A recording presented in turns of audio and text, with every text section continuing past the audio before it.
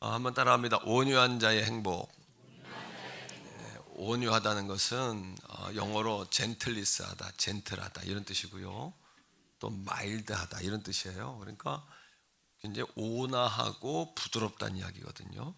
근데 그런 성품을 가지고 우리가 이 정말 무시무시한 경쟁의 시대, 적자 생존의 시대를 살아가고 있고, 또 약하면 살 수 없잖아요. 그러니까 약육 강식의 세대를 우리가 살고 있는데, 과연 정말 이 온유라는 성품이, 온유라는 이 열매가 정말 이렇게 복이 될까, 그런 생각을, 의문을 좀 갖죠.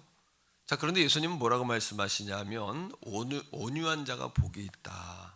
예? 진짜 온유한 자가 복이 있는데, 온유한 자는 따라합니다. 땅을 기업으로 받는다. 이건 아주 노골적으로 구체적으로 이 땅을 기업으로 받는다. 이 땅에서 복을 받는다. 이렇게 주님 말씀하고 계셔요. 그러니까 오늘 말씀은 그러면 온유란 뭐냐? 예? 그리고 우리가 땅을 기업으로 받는다는 것은 도대체 무슨 의미냐? 이걸 좀 말씀을 통해서 은혜를 받고자 하는 겁니다. 첫 번째 온유라는 단어는 헬라어로 한번 따라하겠습니다. 프라우스라는 단어인데, 이 프라우스라는 단어는 온화하다 또는 훈련되었다 이런 뜻이에요. 예. 힘이 없다는 이야기가 아닙니다. 온유하다는 것은 마일드니스하다, 젠틀리스하다, 이거는 힘이 없다는 이야기가 아니에요. 또 순종적이다 이런 의미도 있거든요. 이건 힘이 없다는 의미가 아니라 하나님의 다스림을 잘 받아서 조절되고 다스려진 상태다 이런 뜻입니다. 예. 이걸 또 뭘로 비유할 수 있냐면, 여러분 야생마가 잘 훈련되어지기 전에는 사람들에게 해를 끼쳐요. 농작물을 막 해치고, 이것들이 사람들 무리속으로 들어오면 사람들이 상해를 입습니다. 그죠? 그러나 이 야생마가 훈련되어서 온화해지면 어떻게 돼요? 마차를 끌기도 하고 말이 사람을 태우기도 해요. 나중에는 또 이 말고기도 좀 먹잖아요. 그죠? 그래서 사람에게 아주 유익을 주는 그런 존재가 되죠. 또 이렇게도 예를 들을 수 있어요. 여러분 큰 태풍이 불어요. 태풍도 잘 조절하면 뭐가 돼요? 풍력 발전이 돼요. 홍수, 폭우가 쏟아져요. 이게 조절되지 않으면 어떻게 돼요? 많은 어려움과 여러분 많은 피해를 줘요. 그죠? 도시에, 사람에게, 농작물에. 그러나 홍수라는 물도 이것이 조절되면 뭐가 돼요? 식수가 되고, 또 우리가 사용하는 생활수가 되고, 또 이것이 수력 발전이 되기도 하잖아요. 흡사 이것과 같습니다. 여러분 칼이 있잖아요. 칼은 유용한 도구입니다. 칼의 발견은 아주 유용해요. 인간의 어떤 문화에 큰 변화를 가져왔어요. 칼이 있어서 우리가 시간도 줄고 요리하기도, 어떤 물건을 절단하기도, 평소에는 모르는데 조그만 거 하나 자를 때도 여러분 그 과도가 무딘데 과도의 난로도 굉장히 유용합니다. 이 칼이.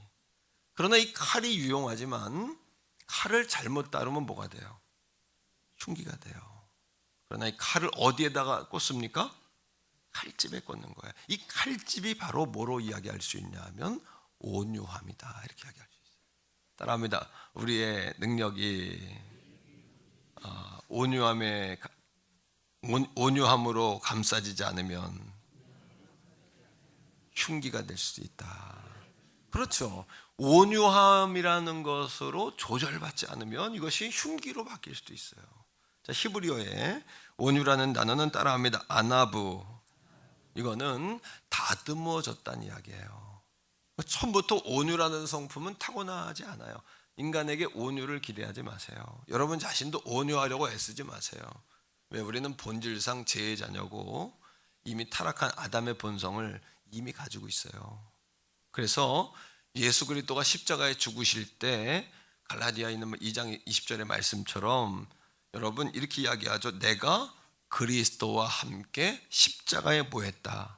못 박혔다. 그러니까 우리는 예수님이 십자가에 죽으신 걸 믿어요, 안 믿어요? 믿잖아요. 예수님만 십자가에 달려 죽으신 것이 아니라 예수님의 십자가의 죽으심을 믿는 사람은 나도 그 십자가에 같이 달려 죽었다는 걸 믿으셔야 돼요. 따라합니다. 나도 죽은 십자가. 그래서 바울의 고백처럼 이제는 내가 사는 것이 아니라 오직 내 안에 예수 그리스도가 사시는 것이고 예수 그리스도를 인하여 내가 사는 것이다. 그러니까 예수 그리스도를 변화된 사람에게 성령이 임하고, 그죠? 온전한 여러분 변화가 있으면 성령이 임재하잖아요. 성령의 임재로 얻어지는 열매 가운데 8번째 열매가 뭐냐 하면 프라우스, 아나부, 젠틀리스라는 온유라는 성품이라는 거예요. 따라합니다. 인간은 본래 온유할 수 없다. 실망하지 말자.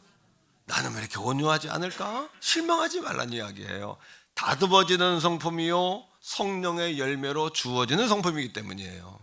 자, 말씀 속에서 보면 민수기 12장 3절에 모세에 관해 이렇게 소개합니다. 시작. 이 사람 모세는 온유함이 지면의 모든 사람보다 더했어요. 이 모세가 어떤 사람이에요? 훈련되어서 온화해지고 다듬어진 사람이라는 거예요. 근데 과거에 모세는 어땠어요? 동족을 괴롭히는 사람을 향해서 돌을 들어 그 사람을 돌로 쳐 죽인 사람이에요. 백성들이 막 원망하니까 하나님 반석을 쳐라 그랬는데 반석을 두드린 것이 아니라 반석을 후려쳤어요. 성질을 내면서. 심지어는 여러분 우상 섬기는 백성들을 보면 돌판을 뭐 했어요? 하나님 말씀 기록된 돌판을 던지기도 했어요. 그 모세는 온유와는 관계가 없는 사람이에요. 그럼 나중에는 어떻게 합니까? 아론과 모세를 저주하는 백성들을 향하여 하나님 그들을 멸망시키지 말아달라고, 우상을 섬기는 그들을 향하여 여러분 원망하여 여러분 불뱀에 물려 죽게 된 그 백성들을 향하여 모세가 뭐하는 사람이 됐어요? 불쌍히 여기며 기도하는 중보하는 사람이 됐잖아요. 그러니까 한번 따라하겠습니다. 온유란 어떤 상황 속에서든지 하나님의 뜻을 구하는 자세나 반응. 결국에는 다듬어진다는 것은 힘이 빠졌다는 이야기가 아닙니다. 훈련되어졌다는 것은 여러분 우리가 로봇가 되었다는 이야기가 아닙니다. 우리가 다스려지고 훈련되고 온화해졌다는 이야기는 어떤 상황에서든지 간에 묵묵하게 하나님의 선하심을 믿고 하나님의 역사를 바라보는 자세 또는 이 반응을 온유하다라고 이야기한다는 거예요. 그러니까 온유함은 힘이 없는 상태가 아니에요. 온유함은 비리비리하다는 상태가 아니에요. 온유함은 남자인지 여자인지 중성인지 구분이 안 된다는 이야기가 아니에요. 어떤 분들은 교회 다니면 남자들도 호호호호 이렇게 붙잖아요. 그렇다는 이야기가 아니란 말입니다. 예. 여자들도 고개를 숙이고 치마 저고리를 입고 다녀야 된다는 이야기가 아니에요. 온유하다는 이야기는 따라합니다. 훈련되었다. 여러분 다듬어졌다. 하나님을 바라보게 되었다. 그러므로 이런 온유한 성품을 가진 사람들의 두 가지 특징이 있어요. 첫째는 뭐냐면 하나님을 향해서 늘 옥토와 같은 마음을 가져요. 이스라엘 백성을 향하여 하나님이 너희가 나를 떠났기에 내가 너를 멸망하고 너희의 터가 상할 것이고 자손들이 해를 입을 것이다. 하나님이 이렇게 심판의 말씀을 하셨거든요. 자, 열왕기하 22장 19절이에요. 그때 이스라엘 백성이 어떻게 반응하나 보세요. 시작.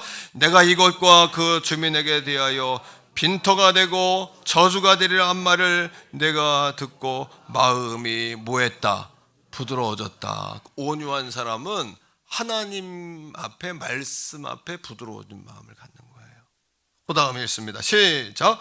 여호와 곧 내 앞에서 겸비하여 옷을 찢고 통곡하였으므로 나도 내 말을 들었노라. 여호와가 말하였느니라. 하나님 앞에서 자기 자신을 고집하지 아니하고 마음이 뭐한 사람? 부드러워진 사람. 신약 성경에 예수님이 마음의 밭을 비유하실 때 좋은 땅과 같은 사람, 옥토가 된 사람. 이것을 옥토라는 단어는 좋은 땅인데 원어적으로 이것을 해석을 하면 어떤 뜻이냐면 teachable이에요. teachable spirit. 다시 말하면 따라합니다. 가르침을 받고자 하는 마음.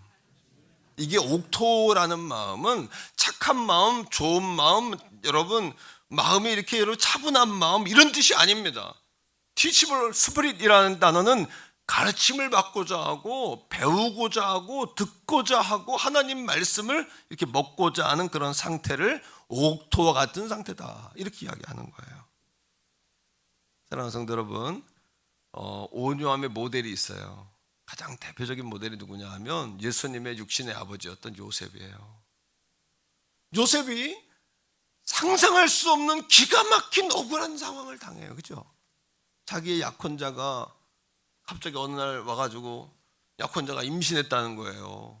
상상할 수 없는 일이잖아요. 지금도 그렇지만 과거에도 여러분 정혼해서 한 번도 같이 합치질 않았는데 임신을 했다니 이게 무슨 일이야.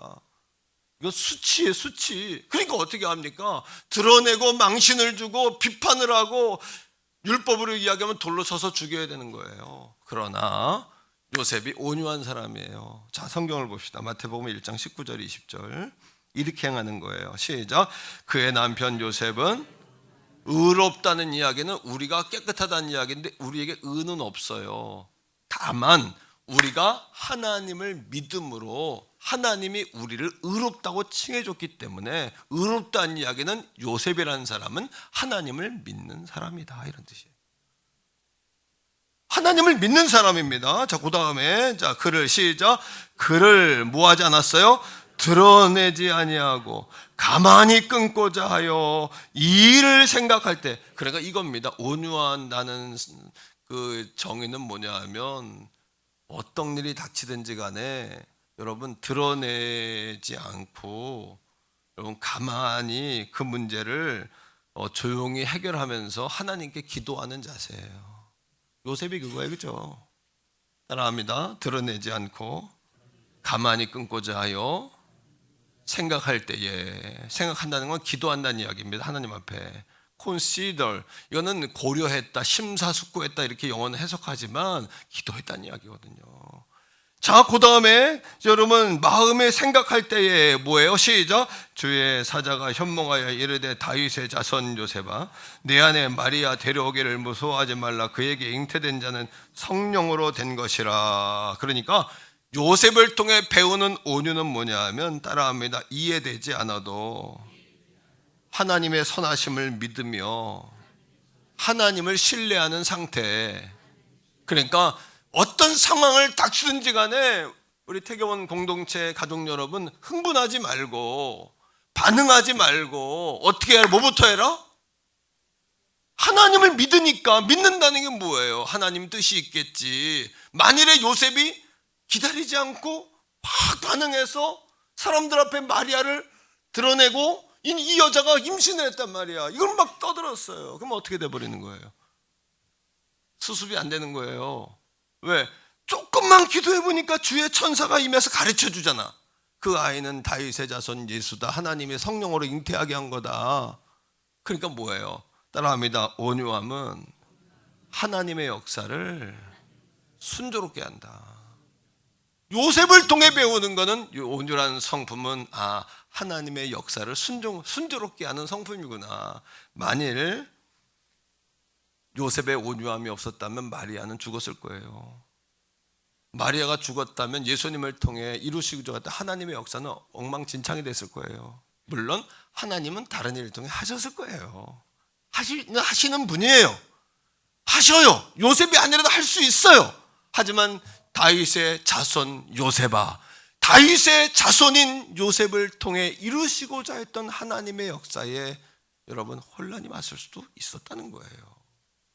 요셉이 마리아를 살렸고 요셉이 예수님을 살린 줄로 믿습니다. 그래서 장로교의 창시자였던 요한 칼빈이 이런 얘기를 했어요. 말씀이 가는 데까지 가자. 말씀이 멈추는데 멈추자. 말씀의 멍에를 메고 묵묵히 걸어가는 것이 바로 온유함이다. 이렇게 이야기했어요. 한번 따라해 보세요. 말씀이 가는 데까지 가자. 말씀이 멈추는데 멈추자. 말씀의 멍에를 메고 묵묵히 살아가는 모습이 온유함이다. 두 번째로, 온유한 사람은 하나님 앞에서는 여러분 그렇게 옥토와 같은 마음으로 반응하지만 사람들 앞에서는 어떤 마음으로 반응하냐면 관용하는 마음으로 반응하는 거예요. 관용이 뭡니까? 사랑하고 용서하고 뭐 하는 거예요? 살리는 거예요. 왜? 내 심령이 가난해서 하나님 앞에 애통해 보니까 다 죄인이구나, 나도 죄인이구나, 내가 제일 죄인이구나, 이걸 보는 겁니다. 그럼 어떻게 돼요? 온유한 마음을 갖게 되는 거예요. 흥분이 안 되는 거예요. 한번 고백적으로 말해요. 자, 사랑하니까 용서하니까 살리게 되더라. 아멘. 용서와 사랑은 힘이 없다는 이야기가 아니라 온유하다는 이야기입니다. 용서하고 사랑한다는 건 졌다는 이야기가 아니라 온유하다는 이야기입니다. 다른 사람을 살린 것은 내가 여러분 약하기 때문이라는 뜻이 아니라 온유하다는 이야기입니다. 내가 누군가를 섬기고 있다는 것은 여러분 내가 낮은 자리에 있다는 이야기가 아니라 온유하다는 이야기입니다. 그러니까 예수님 뭐라 그러세요? 가늠한 여자를 사람들이 데려와요. 돌로 쳐서 이 여를 죽이려고 그래요. 예수 선생에게 묻는 거예요. 선생이요, 이 여자 어떻게 할까요? 여러분, 살리라 그러면 율법에 저촉이 됩니다. 죽이라 그러면 사랑을 이야기했던 선생의 말에, 그죠? 이율배반이 됩니다. 대치가 되는 것이에요. 그때 예수님 뭐라고 하시는 거예요? 예수님이 그랬어요. 내게 와서 배워라. 나는 온유와 겸손하다. 온유하면 나는 겸손하다. 예수님이 그러셨잖아요. 예수님을 통해 온유를 배웁니다. 뭐라고 이야기합니까? 너희 중에 죄 없는 자가 쳐라. 우리가 죄인임을 깨닫고 그런 관점으로 세상을 살아가는 것이 온유입니다. 그럼 뭐라고 이야기합니까? 그녀에게는 너 잘했다 그거 아니에요 라고 이야기해요. 가서 다시는 죄를 짓지 마라. 이게 온유함입니다, 여러분. 그러나 반대로 온유하다는 것은 약하다는 뜻이 아니잖아요. 하나님 나라에 반대되는 것은 뭐예요? 불의와는 싸워야 되는 것이에요. 그래서 예수님도 성전에서 장사하는 사람들의 상을 가서 뭐 해버리는 거예요? 엎어버리시고 너희들이 뭐 했다? 강도의 구려를 만드는구나. 이 집은 하나님의 집이니 이 집은 기도하는 집이다. 심지어는요, 여러분, 예수님 세례받을 때 바리새인과 세리들이 예수님 세례받는 자리에, 예수님 세례하시는 자리에 막 다가왔어요. 독사의 자식들아. 아니, 예수님 입에서 독사의 자식이라는 이야기가 나올 수 있습니까? 독사의 자식들아. 심지어는 뭐라고 이야기합니까? 회칠한 무덤과 같은 자들이야. 겉은 멀쩡하지만 속은 썩어 문드러진 인생들아. 독사의 자식들아. 입에서 독이 나오는 자식들아. 헤롯, 하나님의 나라의 방해가 되어지고 헤롯 가문이 계속해서 헤롯 가문, 헤롯 안티파스, 헤롯 뭐 계속해서 여러분 세례 요한의 목을 치고 예수님 탄생 소식을 듣고 2세 이하의 아들, 베들레헴의 2세 이하의 아이들을 다 죽여버리고, 그렇게 자기 에돔 족속의 헤롯 가문 어떻습니까, 여러분? 그를 보고 뭐라 그러는 거예요? 저 여우라고 이야기하는 여우. 독사의 자식들아, 회칠한 무덤들아, 강도의 구려를 만드는구나.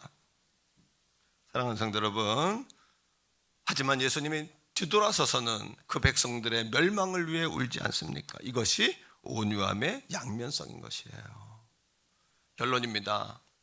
따라합니다. 온유한 사람은 땅을 기업으로 얻는다. 옆에 사람에게 땅을 기업으로 얻읍시다 이렇게 축구 가세요. 시작. 그렇다면 여러분, 땅을 기업으로 얻는다는 이야기는 뭘까요? 지난주에 앞으로 집을 살 때 남양을 사지 말고 성전을 향한 쪽을 사라. 집 산다는 얘기인가? 땅을 기업으로 얻는다는 이야기는 첫째 이런 의미를 갖습니다. 왜? 온유하다는 이야기는 하나님의 다스림을 받는다는 이야기잖아요. 그렇죠? 하나님 앞에 서 있다는 이야기잖아요. 이게 무슨 뜻일까요? 따라합니다. 온유한 자는 하나님 나라 안에서 쉼을 얻는다. 땅을 기업으로 얻는다는 이야기는 하나님의 다스리는 나라 안에서 보호와 쉼을 얻는다는 이야기예요. 그러니까 여러분, 마태복음 11장 28절에 이렇게 이야기하잖아요. 수고하고 무한 자들아, 무거운 짐진 자들아, 다 모아라. 내게로 오라. 내가 너희를 쉬게 하라. 내게로 오라는 것은 온유한 자가 되어서 하나님의 통치권 아래로 들어와라. 하나님 다스림 안으로 들어와라. 하나님의 보호 안으로 들어와라. 아멘. 이해가 되십니까, 여러분? 하나님의 선하심을 믿는 이런 사람들에게는 모든 것이 합력하여 선을 이루는 거예요. 모든 것이. 할렐루야. 두 번째, 땅을 기업으로 얻는다는 것은 많은 영혼을 주님 앞에 돌아오게 한다는 이야기예요. 왜? 우리 한 사람 한 사람이 천하보다 귀한 온 세상 우주잖아요. 그죠? 우리 한 사람 한 사람이 하나님 앞에 돌아온다는 거예요. 그 땅을 기업으로 얻는다는 것이에요. 자, 다니엘서 12장 3절이에요. 시작. 지혜 있는 자는 궁창의 빛과 같이 빛나고요, 많은 사람을 옳은 대로 돌아오게 한 자는 별과 같이 빛나리라. 여러분, 베드로의 형제가 안드레입니다. 베드로의 캐릭터는 뭐예요? 막 수염도 났을 것 같고 팔뚝도 막 굵을 것 같고 얼굴에 상처도 좀 있을 것 같아. 어려서부터 그물질을 했기 때문에 상처 좀 있었을 거예요. 그죠? 직업병처럼. 그리고 여러분, 입이 거칠고 막 칼을 끄내 막 자를 정도로 막, 여러분, 그런 사람이에요, 베드로가. 성경은 요한복음 1장에 뭐라고 이야기하냐면 안드레가 베드로를 예수님 앞으로 데리고 왔대요. 여러분, 그 사람이 어린애입니까? 데리고 오게. 그 거친 모도 베드로도 형제 안드레 앞에서는 순한 양이 돼버리는 거예요. 왜? 안드레가 뭐한 사람이니까? 온유한 사람이니까, 믿을 만한 사람이니까. 따라합니다. 여러분, 온유함은 하나님의 역사를 살리고 사람을 살리고 영혼을 구원한다. 아멘. 나다나엘이 예수님에 대해 삐딱한 사람입니다. 나빠서가 아니라 몰라서 삐딱했습니다. 나사렛에서 선한 것이 나겠느냐. 삐딱 손을 탔어요. 다리 좀 흔들면서 막 그랬을 거예요. 손가락질 하면서, 야, 나사렛에서 뭐 선한 게 나냐. 우리는 메시아를 기다려, 다윗의 자손 메시아를 기다리는 거야. 그때 여러분, 빌립이 나 메시아 만났어. 친구야. 따라합니다. 와 보라. 한 번 더 와 보라. 사람은 누구에게 신뢰감을 갖냐 하면, 여러분, 온유한 사람에게 신뢰감을 갖는 거예요. 사랑하는 성도 여러분, 인간은 본성적으로 혈기를 누릴 수가 없어요. 참는다고요? 참다가 3일 만에 폭발하면 더 크게 폭발해요. 참는 게 아니라 성령께서 여러분들이 온유의 열매를 주셔야 되는 거예요. 예수님이 죽은 십자가에 나도 같이 죽었음을, 그거를 믿어야 되는 거예요. 그리고 이제는 내 맘대로 운전하며 사는 것이 아니라 전라도를 가려면 호남선을 타야 되고 부산을 가려면 경부선을 타야 되는 것처럼 경부선을 타고 눈 감고 뜨면, 한참 자고 뜨면 부산 도착하는 거예요. 이제부터 십자가에 죽었다는 것은 예수님으로 주인을 갈아타고 예수님이 운행하시는 대로 내 인생을 맡기고 그분을 뭐하는 것이, 그 안에 힘을 얻는 거예요. 그게 바로 누구냐면 빌립이라는 사람이었어요. 할렐루야. 다음 주부터 한영원 전도 축제 우리 선포하는데 걱정하지 마세요. 따라합니다. 성품으로 전도하자. 성품으로 전도하셔야 돼요. 성품으로. 성령의 9가지 열매로. 따라합니다. 전제로 전도하자. 존재로 전도해야 돼요. 우리가 전도 기간에만 열심히 갑자기 막 잘해 그러면 여자가 전도할 때가 됐구나. 그러면 집에 TV 앞에 초청장 보고 이날만 가주면 되겠네. 그러면 안 돼요. 존재로, 성품으로. 여러분, 야생마 같았던 그녀가 마차를 끄는 말이 되고, 홍수가 수력발전이 되고, 비바람 허리케인이 화력발전으로 바뀌어서 우리의 삶에 유익한 것을 사람들이 볼 때 너를 통해 내가 하나님의 살아계심을 보는구나. 그럴 때 전도가 되는 거예요. 그때 뭐예요? 땅을 기업으로 얻는다는 의미가 그 의미란 말이에요. 세 번째, 땅을 기업으로 얻는다는 것은 마침내 하나님의 약속을 받아낸다는 거예요. 옆 사람은 따라합니다. 마침내 하나님의 약속을 성취한다. 자, 85세 갈렙이 여러분 가나안 땅에 들어가서 땅을 분배할 때 하나님 앞에 그러는 거예요. 하나님, 내게 약속했으니까 이 산 주세요. 이 산지를 내게 주세요 했어요. 자, 말씀 읽어봅시다. 자, 시작.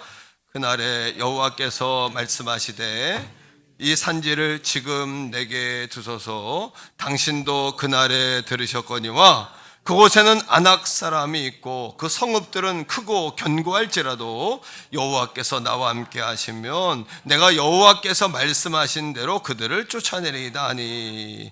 여러분, 여기에 주인공은 갈렙이잖아요. 갈렙의 동기동창이 누구냐면 여호수아입니다. 물론 나이는 좀 많습니다.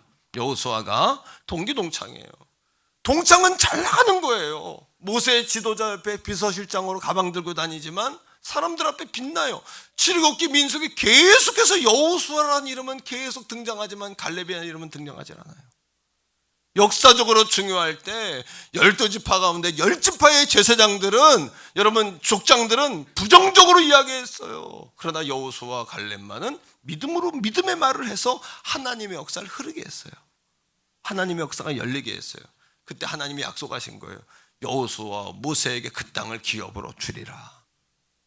그리고 갈렙이 조금 자기도 뜰 줄 알았어요. 그러나 무명의 삶을 오래 산 거예요. 40년 이상을.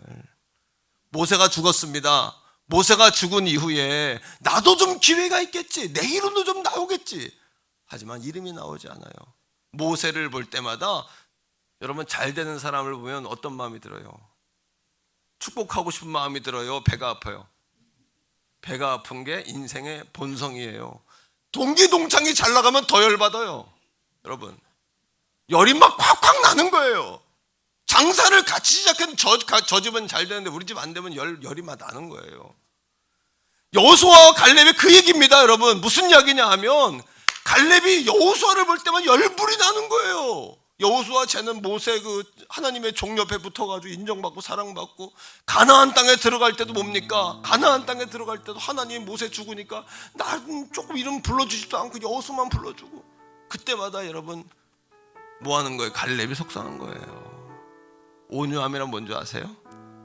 에이 하고 집어치우고 싶잖아요. 그럴 때 막 경쟁심이 되니까 막 열불 나잖아요. 서럽잖아요. 하나님 나는 뭡니까? 그러나 만사에는 뭐가 있다? 기한과 때가 있다. 그 말씀 해주시는 거예요. 이 갈렙에게. 갈렙이 가슴을 치면서 그렇구나, 하나님은 선하시고 신실하신 분이니까 만사에는 때가 있다 그랬으니까 내가 포기하지 않으리라. 온유함이란 하나님의 신실하심을 믿고 포기하지 않는 성품이에요. 그러니 그 사람은 마침내 뭐가 돼요? 하나님의 약속을 이루어내는 것이에요. 아멘. 그 사람이 하나님의 약속을 이루어내시는 거예요, 여러분. 그리고 갈렙이 어떤 사람이 돼요? 여호수아의 가문은 이 땅에서 별로 여러분 흐지부지한 가문이 돼버려요. 갈렙은요, 유다 지파의 갈렙 아닙니까? 다윗 가문의 갈렙 아닙니까? 예수님 가문의 다윗 그 갈렙 아닙니까? 영적으로 우리가 갈렙 라인이에요. 갈렙 라인. 아멘. 모세 라인도 아니고 우리는 여호수아 라인도 아니고 예수 라인 아닙니까? 오직 예수 그리스도 아닙니까? 우리가 갈렙 라인인 거예요. 갈렙 라인이요. 끝까지 포기하지 않고 서럽고 때로는 더럽고 치사하지만 참고 견디는 거예요. 내 때가 올 때까지. 범사엔 때와 기한이 있느니라 하신 주 약속의 말씀 붙잡고, 그러니 약속의 말씀을 붙잡고 마침내 땅에서 기업을 받아내는 거예요. 헤브론 땅을, 가장 큰 땅을, 예루살렘과 가장 가까운 땅을, 약속의 땅을. 여러분, 헤브론이라는 뜻은 친구란 뜻이, 하나님과 친구, 하나님과 교제라는 뜻이에요. 그 땅을 받아내는 것이에요. 말씀을 한번 더 읽어봐요. 자, 여호수아 14장 12절이에요. 시작. 그날에 여호와께서 말씀하신 45년 만에 이야기를 창고견들 때 하는 거예요. 45년 만에. 그 다음에 시작. 당신도 그날에 들으셨거니와 여호수아에게 말해요. 그곳에는 아낙 사람이 있고 그 성읍들은 크고 견고할지라도 여호와께서 나와 함께 하시면 내가 여호와께서 말씀하신 대로 그들을 쫓아내리이다 하니, 온유한 사람은 하나님 약속을 붙잡고 마침내 성취하는 사람이에요. 사랑하는 성도 여러분, 끝까지 포기하지 않으시면 반드시 이깁니다. 끝까지 포기만 안 해도 복을 받습니다. 포기만 하지 않아도 반드시 열매가 맺어지는 것입니다. 온유함으로 쉼을 얻으시기 바랍니다. 온유함으로 여러분 많은 영혼을 주님 앞으로 돌아오게 하시기 바랍니다. 온유함으로 약속을 받아내시기 바랍니다. 이 시간 우리 너희 안에 거하라 한번 찬양합니다. 너의 안에 거하라, 나의 안에 나는 내 하나님이니 모든 환난 가운데 너를 지키는 자라. 아멘. 두려워하지 마라, 내가 널 도와주리니. 놀라지 마라, 내 손 잡아주리라.